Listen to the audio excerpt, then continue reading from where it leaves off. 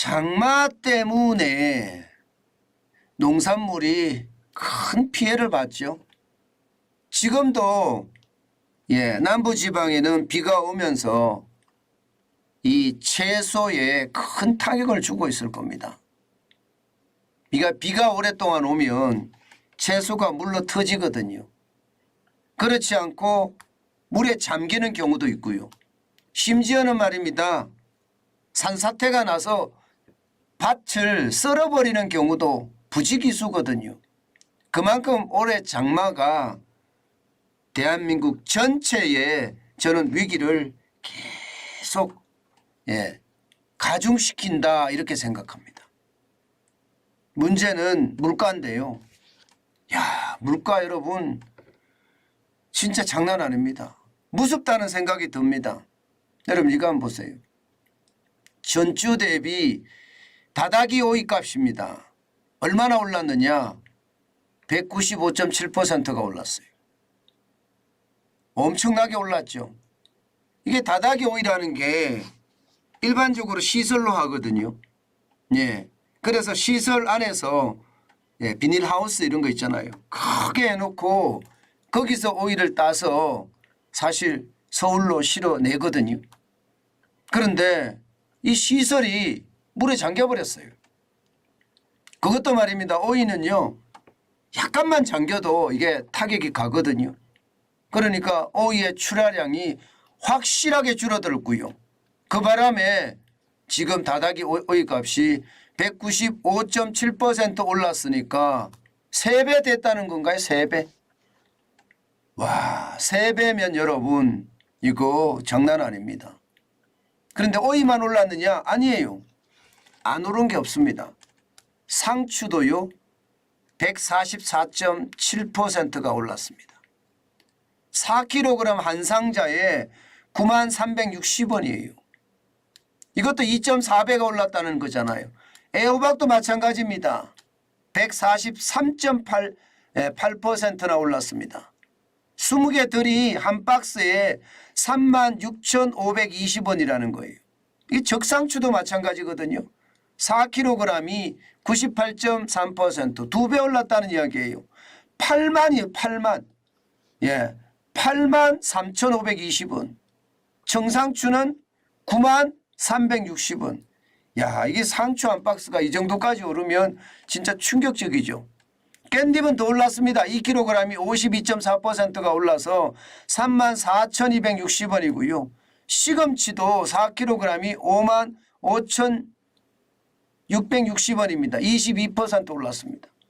그래도 오이만큼 오르진 않았습니다. 오이는 100개 한 박스거든요. 한 박스.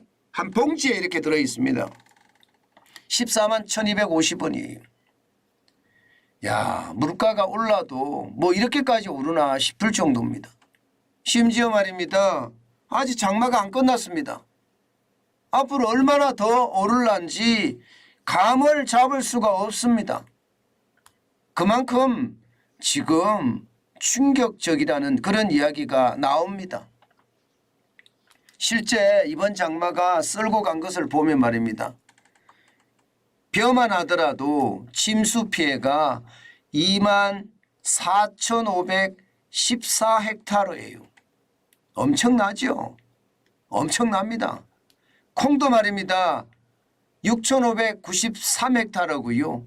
수박은 732헥타르, 멜론도 489헥타르고요.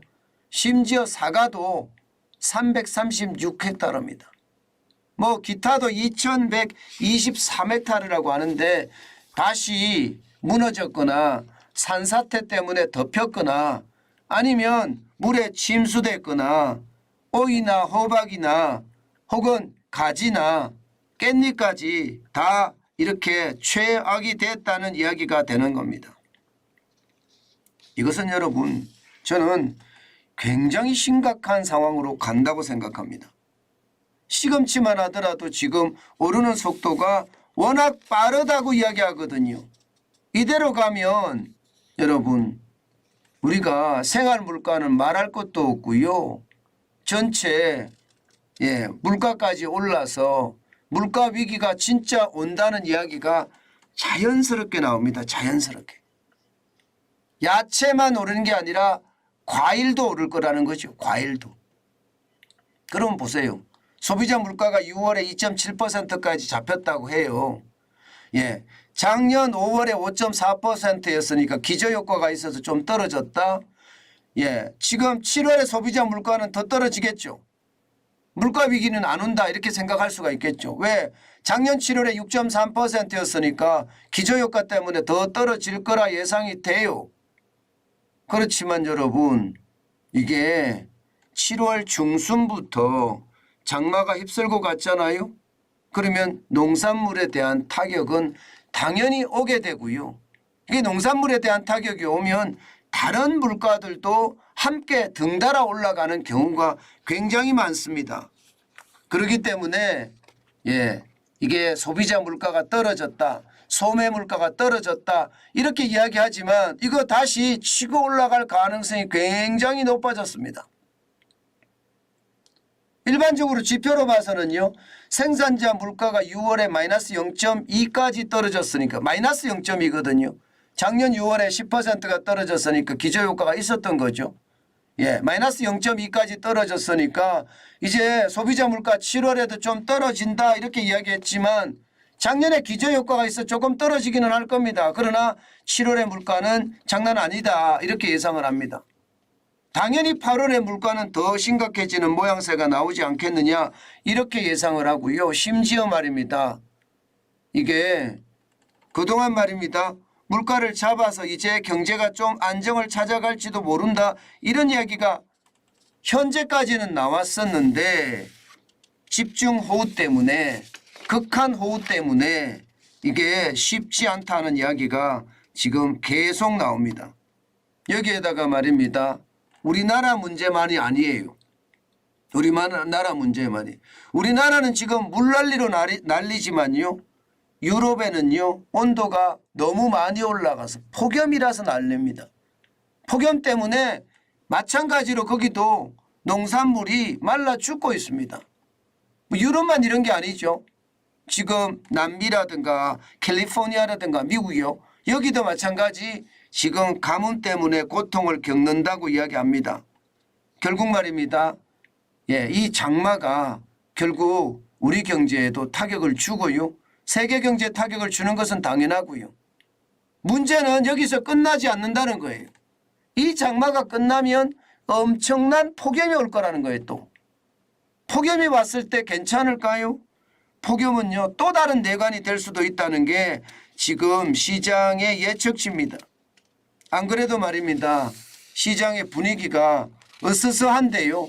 지금 이대로 가면 지금 물가 자체가 충격적으로 올라갈 수도 있다 이렇게 예상을 합니다. 여러분도 알다시피 한번 올라간 물가는 절대 안 내립니다. 그런 상황을 감안을 해보면요. 시장에는요. 저는 굉장한 위기가 될 수도 있겠다 이런 생각을 합니다.